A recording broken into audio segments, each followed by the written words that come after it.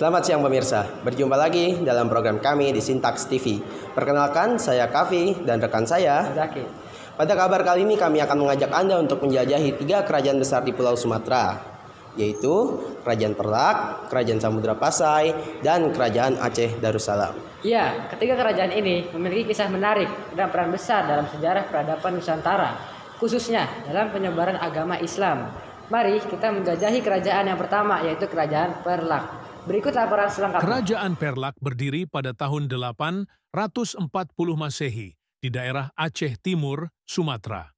Kerajaan ini dikenal sebagai salah satu kerajaan Islam pertama di Indonesia, didirikan oleh Sultan Alaiddin Sayyid Maulana Abdul Aziz Shah. Perlak terletak di jalur perdagangan internasional di Selat Malaka. Posisi strategis ini menjadikan Perlak sebagai pusat perdagangan rempah-rempah dan komoditas lain. Kerajaan Perlak menjadi tempat penyebaran Islam di Nusantara. Ulama dari Arab dan Persia datang ke Perlak, menjadikannya pusat pendidikan Islam yang penting pada masanya. Nama Perlak diambil dari kayu perlak, bahan baku yang digunakan untuk membuat kapal. Kemampuan maritim kerajaan ini juga membantu mengembangkan perdagangan dan menjalin hubungan dengan negara-negara lain. Setelah hampir 500 tahun berdiri, kerajaan Perlak mulai melemah akibat konflik internal dan ancaman dari kerajaan lain. Pada akhirnya, Perlak bergabung dengan Kerajaan Samudra Pasai di abad ke-13. Untuk mengetahui lebih lanjut, di sini kami sudah terhubung dengan rekan kami yaitu Hayden yang sudah berada di lapangan dan akan membahas lebih lanjut. Untuk rekan Hayden yang sudah berada di Kerajaan Perlak, dipersilahkan. Selamat siang pemirsa, saya Hayden Ferandi dan saya sedang berada di Aceh Timur. Tepatnya di lokasi yang diyakini sebagai pusat kerajaan Perlak. Salah satu raja terkenal, Sultan Alaiddin Sayyid Maulana Abdul Aziz Shah, memainkan peran penting dalam menyebarkan Islam. Selanjutnya, saya akan bertanya dengan warga sekitar. Selamat siang Pak. Ya, Dengan Pak. siapa saya berbicara di sini? Dengan Bapak Ray. Ya, izin saya bertanya di sini Pak. Menurut Bapak, apa arti sejarah kerajaan Perlak menurut Bapak atau warga yang ada di sekitar sini Pak?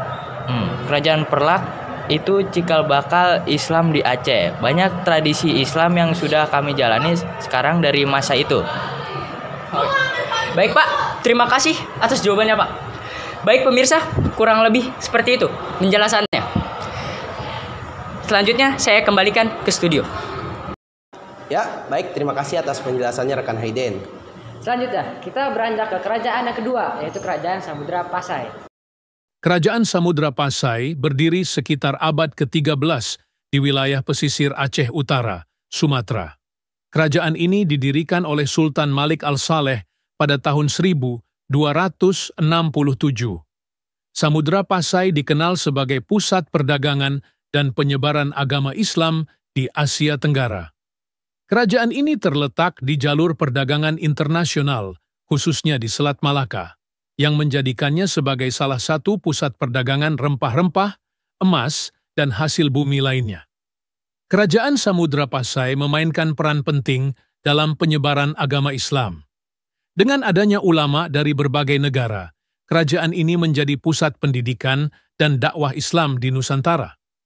Samudra Pasai adalah kerajaan pertama di Indonesia yang menggunakan mata uang emas, yang dikenal sebagai dirham. Hal ini menunjukkan betapa majunya perekonomian mereka. Kerajaan Samudra Pasai menjalin hubungan dagang dan diplomatik dengan berbagai kerajaan besar seperti Cina, India, dan Timur Tengah. Catatan sejarah dari Cina menyebut Samudra Pasai sebagai samudra. Namun, kejayaan Samudra Pasai tidak berlangsung lama.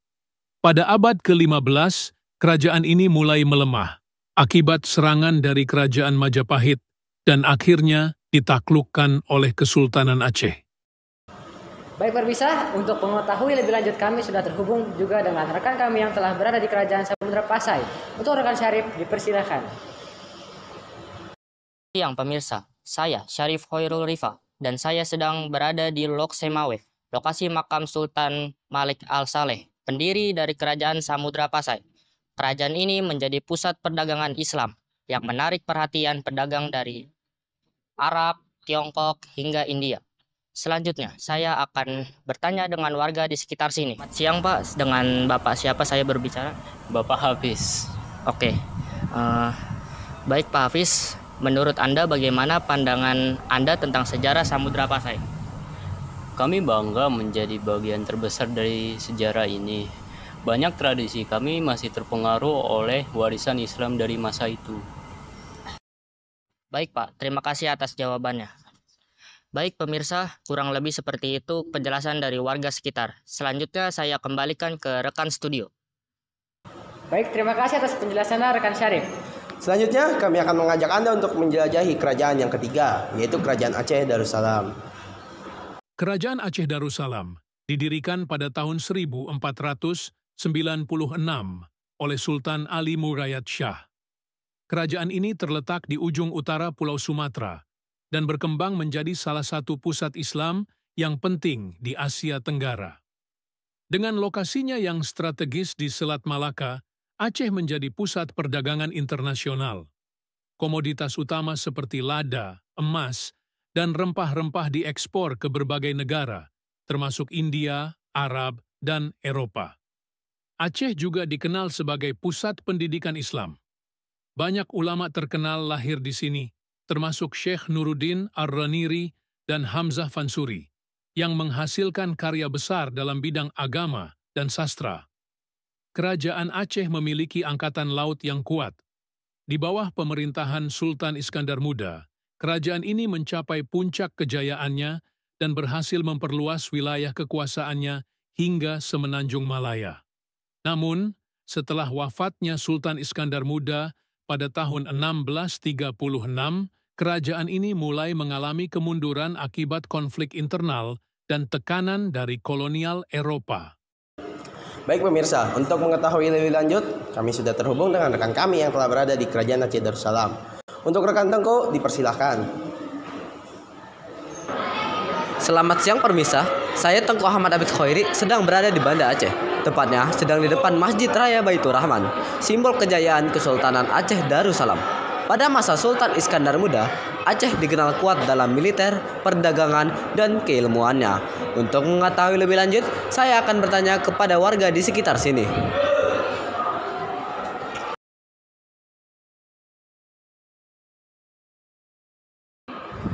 Selamat siang Kak, dengan kakak siapa? Saya Fakih Saifani. Nah, saya ingin bertanya dengan kakak sekalian, apa sih sebagai warga Aceh, apa sih makna Masjid Raya ini bagi kalian? Masjid Raya Baitur Rahman ini memiliki makna sebagai simbol agama, budaya, semangat kekuatan, perjuangan, dan nasionalisme rakyat Aceh. Masjid Raya ini juga memiliki beberapa fungsi, yaitu diantaranya sebagai tempat ibadah umat Islam di Banda Aceh, pusat pendidikan ilmu agama, basis pertahanan, perlawanan rakyat Aceh, tempat berlindung warga Aceh pada saat tsunami 2004, dan destinasi wisata religi dan budaya. Masjid Raya ini memiliki sejarah panjang yang berkaitan dengan rakyat Aceh. Masjid ini dibangun oleh Sultan Iskandar Muda pada tahun 1612 Masehi. Jadi, masjid ini sangat bermakna bagi kami sebagai rakyat Aceh.